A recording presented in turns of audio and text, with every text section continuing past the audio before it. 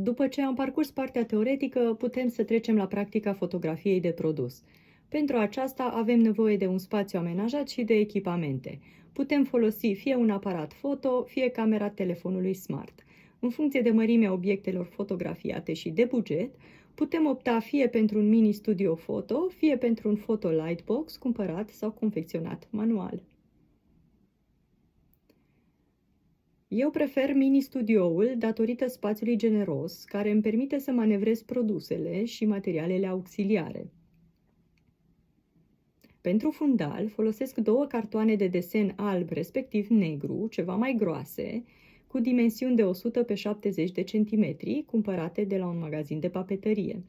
Coala albă este prinsă cu o clemă de un suport în formă de T.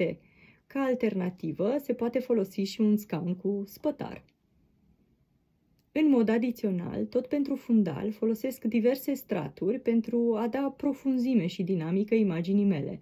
Hârtie A4 în diverse culori, forme geometrice din polistiren, 2 plăci A4 din plexiglas alb, respectiv negru, pentru reflexie și suporți transparenți pentru bijuterii sau alte obiecte mici sau medii.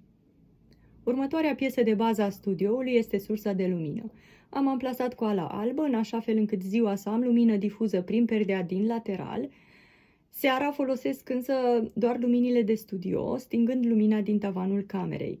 Această lampă albă are edulie standard E27, căreia i-am atașat un bec LED cu lumină rece, echivalentul a 100 de W, 1521 de lumini. Este o lampă care oferă flexibilitate. O putem poziționa deasupra produsului. Dacă aveți una sau 2 astfel de lămpi, aș spune că este perfect pentru început. Eu folosesc un softbox cu lumină continuă, difuză și un bec de 1050 de W, de mare ajutor în fotografia de produs sau de portret pe care o fac. Pentru imagini stabile, de calitate, de mare ajutor este trepiedul, mare sau mic, pentru camera foto sau pentru telefon, după caz. Iar pentru a accentua sau atenua umbrele, folosesc un reflector confecționat manual dintr-un carton îndoit pentru a avea stabilitate, pe care am lipit 2 coli de culoare albă, respectiv neagră. Bineînțeles, la papeterie găsiți și plăci A4 din spumă de culoare albă sau neagră. Există 2 categorii de fotografii de produs importante pe care un artizan le poate face în funcție de mediul în care urmează să le expună, respectiv fotografiile flat shot, folosite pentru website și pentru comerțul electronic, și fotografiile flat lay, folosite pentru canale social media, Facebook, Instagram și așa mai departe. Fotografiile flat shots se pozează de la nivelul produsului, de regulă, sau de la 45 de grade. Înainte de a încărca fotografia pe website, trebuie să o editez, astfel încât să îndeplinească anumite cerințe. Folosesc astfel aplicația gratuită CapCut. Apăs pe această săgeată din centrul ecranului, în partea de sus, selectez comanda Remove Background, aleg poza dorită, iar aplicația începe să izoleze practic obiectul din prim plan.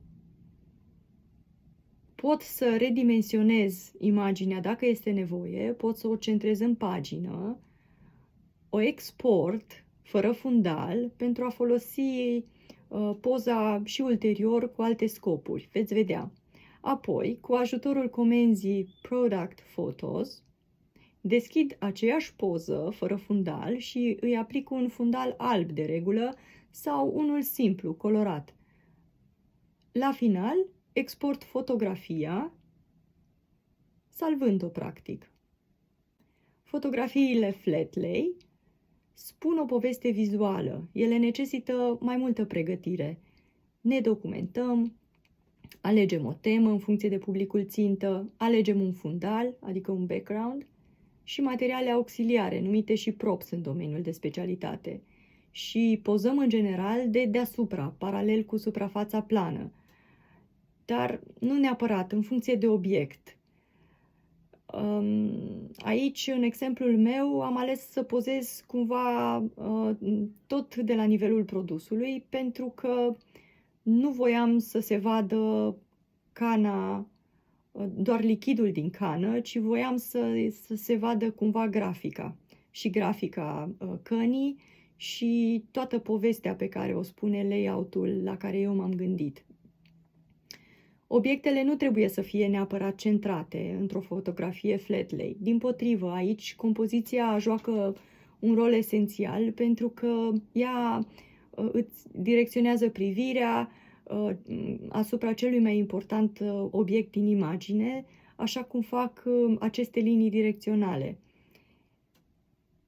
Pentru că artizanii nu sunt de regulă fotografi profesioniști și nici nu au timp pentru așa ceva, este foarte important să utilizeze compoziția în avantajul lor, astfel încât să obțină dintr-o fotografie modestă o fotografie sugestivă, adică să creeze ceva special din ceva banal. După realizarea fotografiei, urmează editarea și exportarea ei. Ideea de bază este că edităm cât mai puțin, astfel încât să nu ne îndepărtăm de aspectul produsului respectiv de realitate. Eu folosesc pentru editare Adobe Lightroom, o aplicație gratuită pentru mobil, dar voi puteți să folosiți inclusiv funcția de editare a propriului telefon smart. Întâi, selectez poza din albumul telefonului meu. Încep editarea cu un crop în funcție de compoziție, dacă este nevoie. Apoi, pot să îndrept imaginea, de asemenea, dacă e nevoie. Eventual o rotesc, setez balansul de alb. Fie S-shot, adică exact așa cum a fost pozat, fie manual, fie automat. În general, eu merg pe modul manual, dar în această imagine mi-e foarte greu să găsesc o pată albă cu adevărat. Și atunci las imaginea așa cum a fost pozată, as shot. Apoi pot să ajustez contrastul, albul, whites, blacks, albul, negrul, saturația și așa mai departe. La final, retușez dacă este cazul cu Healing Tool, adică dacă am pete, dacă am scame, depinde de obiectul pe care îl pozez, în general îl curăț înainte, dar dacă e cazul, pot folosi această unealtă de vindecare, de corectare, de corecție, ca să elimin puncte, defecte, pete și așa mai departe.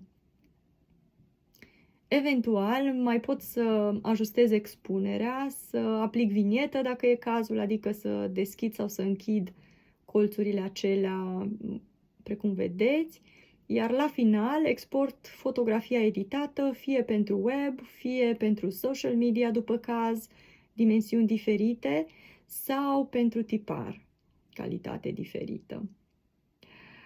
În situațiile în care rămânem fără inspirație, pentru un aranjament potrivit în vederea creării unei imagini flat lay, pentru Insta sau Facebook, de exemplu, sau dacă ne grăbim cu o postare, putem să ne folosim de inteligența artificială.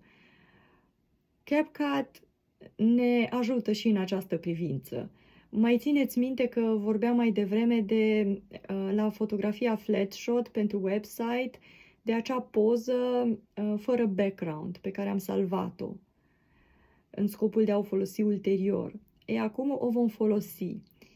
Dăm click pe aceeași săgeată din mijloc, să deschidem întreg meniul și apoi, folosind aceeași comandă Product Photos, selectez poza fără fundal despre care vorbeam, o redimensionez dacă este nevoie și de această dată nu îi pun un fundal alb, ci aleg din variantele prezentate la AI Background ceea ce mi-ar plăcea. De exemplu, aleg un fundal de interior cu tema Kitchen Counter, blat de bucătărie. Iar cu ajutorul inteligenței artificiale, aplicația CapCut alege cea mai bună variantă care se potrivește cu forma, dimensiunea și cromatica obiectului meu. Pentru un rezultat diferit, având aceeași tematică, va trebui să repet pașii de la început. Rezultatele pot fi plăcut surprinzătoare, veți vedea. Așadar, faceți-vă timp și curaj să încercați aceste aplicații pentru a vă crea un portofoliu de imagini cu care să începeți promovarea afacerii voastre.